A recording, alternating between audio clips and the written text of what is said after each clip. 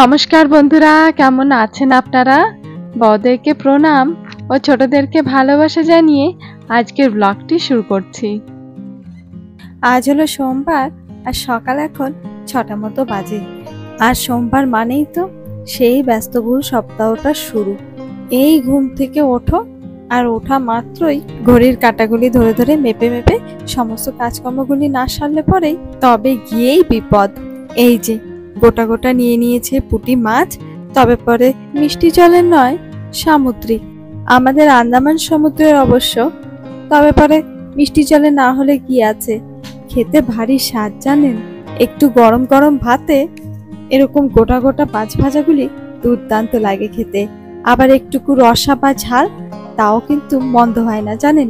আর একটুকু সর্ষে বাটা বা পোস্ত বাটা, এগুলি তো আছেই। তবে পরে আজকে এগুলো কিছুই করব না, আজকে করব এই মাছের মালাইকারি। যেহেতু ওর বাবা তো প্রত্যেক দিন টিফিনটা নিয়ে যায় সঙ্গে করে, তাই ওর বাবার একটু স্কুলেও দিয়ে দেবো আজকে একটু বেশি করে, যেহেতু অনেক কলিগরা মিলে একসঙ্গে খাওয়া দাওয়া করে। আর একটু রান্নাটা করছেও খুব ব্যস্তই জানেন। প্রত্যেক দিন তো আমি স্কুলে বেরোনো পর্যন্ত মেয়ে আমার একেবারে নাকে সর্ষের তেল দিয়ে ঘুমোয়।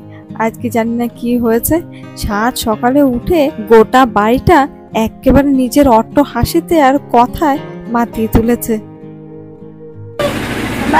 বাই বাবা, বাই বুনুকে একটু বলো বাই। চলো বাইরে যাও।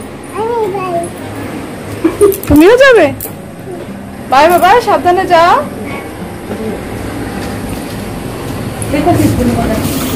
একটু দেখ বুনু টাটা দিচ্ছে।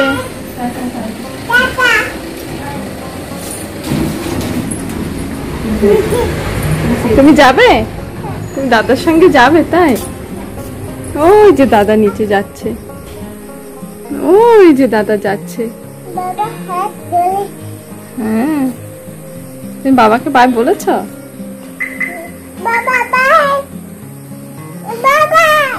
প্রত্যেক দিন এমন সময়টায় থাকে 7 হাত তলায় ঘুমের।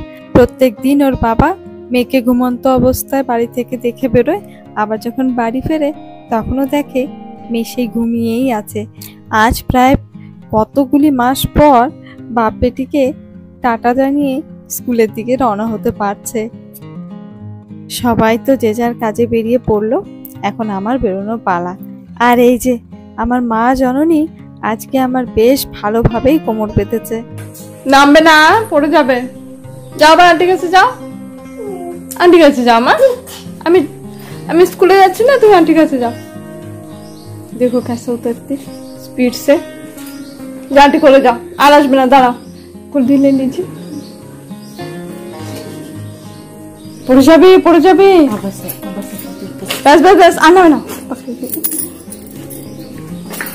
টাটা টাটা মা, বাই। আর এই দেখুন বাড়ির সব থেকে বড় কাজের লোক বাড়িতে ঢুকতে না ঢুকতেই আজকে এনার কাজের দর্শন মিললো আমার। আন্টিও পরিষ্কার করছে, তোমারও পরিষ্কার করতে হবে না এখন? ভালো করে ঝাড়ু দিয়ে দাও, একটু যেন নোংরা না থাকে, ঠিক আছে মা? নোংরা থাকবে না তো একটু? যেহেতু সামনেই পুজো, তাই একটু টুকটুক করে ঘর ঝাড়া, ঘর গোছানো, ঘর সাজানোর কাজগুলি শুরু হয়েছে। আর তাতে সব থেকে বড় কাজের নিরীক্ষণ করতে হলেন গিয়ে আমার মা জননী। দেখুন হাতে একখানা ঝাঁটা নিয়ে সমস্ত দিক একেবারে কুড়িয়ে কাচিয়ে একাকার করে দিচ্ছে। ওদিকে এই সব নোংরা কি এদিকেই? এদিকে ঝাড় দিতে হবে না বেশি? ওদিকে কি ধূপ বলো? রোদ্দুর। হ্যাঁ রোদ্দুর। গেট খোলে না, এদিকে আসো, এদিকে আসো মা, তাড়াতাড়ি।